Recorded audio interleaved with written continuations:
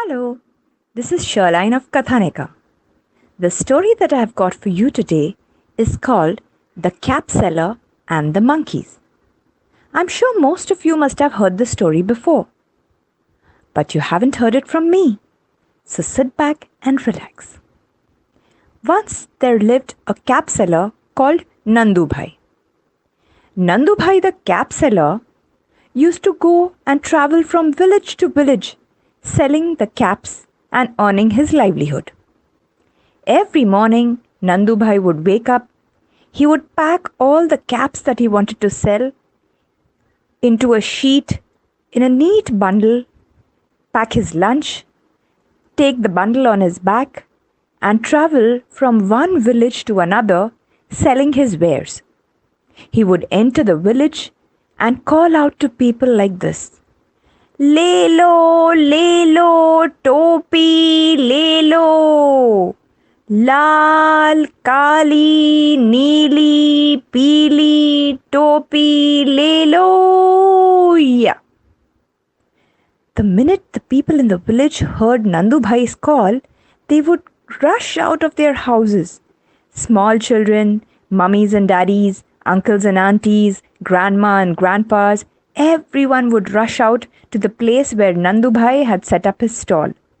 And Nandubhai, he would spread out the sheet, arrange all the caps that he had got for sale, and wait for his customers to come. And the people would come and they would look at and admire at all the caps that Nandubhai had got to sell. They would put it on their heads, try it out, ask each other for opinions. Does this look good? Should I buy this? And the variety that Nandubhai had, he had all kinds of caps. He had small ones and big ones, red ones and yellow ones, caps with flowers on them, caps with beads on them, caps with buckles on them. Well, one day, Nandubhai had travelled to a village. And as usual, he gave out his call. He said, ले लो टोपी ले लो लाल काली पीली नीली टोपी ले लो yeah. And after walking through the village, he set up his stall under a tree. He arranged his caps, and soon all the villagers came to buy the lovely caps that Nandubhai had. After completing his business, and when the last of his customer had gone back home, Nandubhai packed up his shop, tied up all his caps that were remaining into the bundle. He picked up his tiffin and he moved away from that village and took the road leading to the next village. Now, as Nandubhai was walking on the highway, on the road that led to the next village, Nandubhai realized that it was afternoon. The sun was shining high up in the sky, and Nandubhai's tummy was growling. So Nandubhai looked around for a nice place to sit and relax and have his lunch.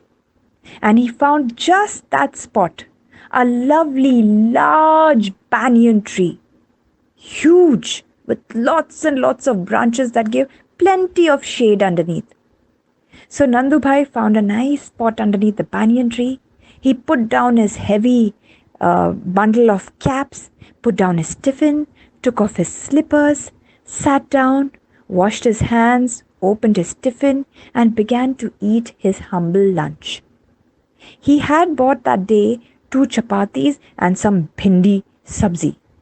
Bhindi is okra or ladyfinger.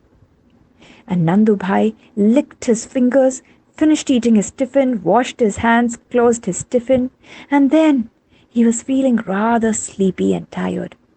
He stretched out and said, let me take a nice nap before I go to the next village. And so Nandubhai lay down in the shade of that beautiful banyan tree and fell asleep. After around half an hour or so, Nandubhai woke up and he thought to himself, I've been sleeping for too long. I need to get on my way and go to the village before the market sets up there. So Nandubhai quickly picked up his tiffin, he wore his slippers, and then he looked to pick up his bundle of caps. But what did he see? There was only that big sheet lying open. Where were the caps? Wondered Nandubhai. He looked here, he looked there, he looked up and down the road, he went round the banyan tree. but there were no caps seen anywhere. Oh, it's a wonder. I wonder where they all went to, thought Nandubai. And then Nandubai heard something.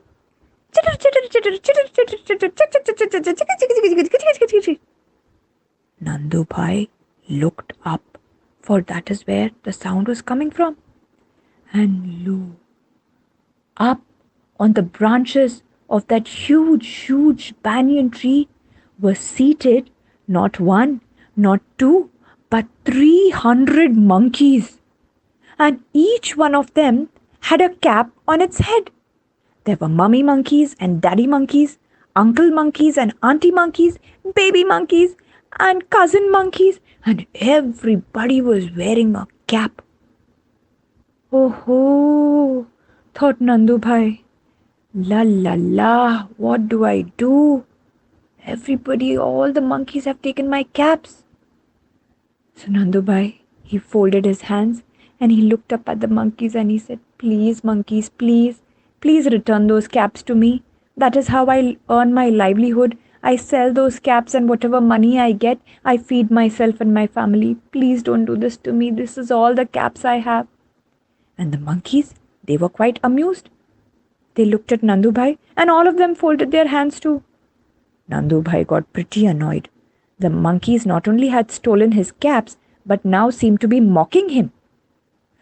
Nandubhai put his hand on his head. Arre, what will I do? And he watched in astonishment as all the monkeys put their hands on their head. Nandubhai got an idea. He took his hand and he put it on his nose. He put a finger on his nose and he said, ah. And all the monkeys took their fingers and put it on their noses.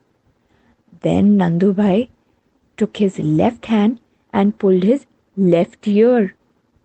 And all the monkeys took their left hands and pulled their left ears. Nandubhai grew confident. Nandubhai happened to be wearing a cap on his head. He took the cap and he threw it to the ground. And you know what happened? All the monkeys took the caps from their heads and threw them to the ground. The minute they did that, Nandubhai quickly ran and collected all of the caps, tied it up into the bundle and went away from there thinking, thank goodness I managed to save all my caps. And soon Nandubhai went to the next village saying, Le lo, topi, le lo. Lal, peeli, hari, neeli, topi, le lo. And that is the way Nandubhai, the cap seller, outsmarted the monkeys and saved his caps. Hope you enjoyed. Thank you.